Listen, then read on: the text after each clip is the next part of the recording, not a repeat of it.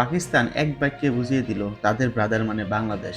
আর এই বাংলাদেশ ছাড়া তারা বিশ্বকাপে না যেয়ে যতটুকু থাকা যায়, সোজা বাক্যে যদি বলা হয়, এক প্রকার হার্ডলাইনে। পাকিস্তান সরকারের এই সিদ্ধান্তে শুধু আইসিসির ঘুম হারাম হয়নি, ভারতের আরও বেশি অস্বস্তি শুরু হয়েছে। ভারতের মতো পরাশক্তির বিপক্ষে খেলতে না নেওয়ার সিদ্ধান্ত মানে ভারতের দাদাগিরি নিয়ে আন্তর্জাতিক ক্রিকেটে নতুন করে আলোচনা জন্ম দিয়েছে। একজন নীতি নির্ধারককে তখনই সফল বলা যায় যখন অধীনস্থ সবাই স্ব স্ব দায়িত্ব পালন করে। এক্ষেত্রে উল্টো ঘটনা ঘটিয়ে দিল জয়সার আইসিসি।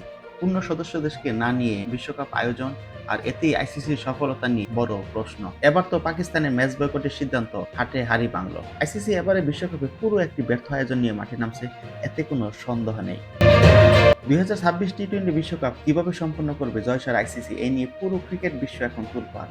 ভারত পাকিস্তান ম্যাচ ঘিরে যে স্পন্সরশিপ, যে ব্র্যান্ডিং ছিল, সব এখন পাকিস্তানের এক সিদ্ধান্তেই ব্যস্ত গেল। গ্রুপ এতে পাকিস্তান ভারত ম্যাচ হবে না, পাকিস্তানের এই সিদ্ধান্তকে আইসিসি কিভাবে গ্রুপ স্টেজ শেষ করবে, এই নিয়ে গুম হারাম জয়সার। আইসিসি লক্ষ্যই যদি হয় সফলভাবে বিশ্বকাপ আয়োজন, তাহলে বাংলাদেশকে বাদ দিয়ে কিভাবে স্কটল্যান্ড, পাকিস্তান ভারত ম্যাচ বাদ দিয়ে কিভাবে গ্রুপের বাকি ম্যাচগুলো আয়োজন, সবই এখন প্রশ্নবিদ্ধ। এই প্রশ্নবিদ্ধে ক্রিকেট মহলে আইসিসির উপর সবাই খুব জারছে। অনেকেই তো আইসিসিকে ভারতের দুবাই অফিস বলছেন।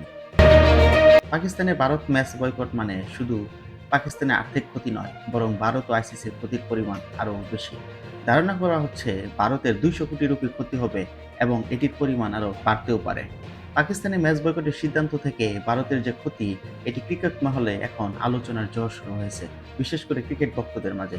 এতে আইসিসি হুঙ্কার দিয়ে রাখলেও পাকিস্তান কোনো তোয়াক্কাই করছে না, বরং এটি করবেও না।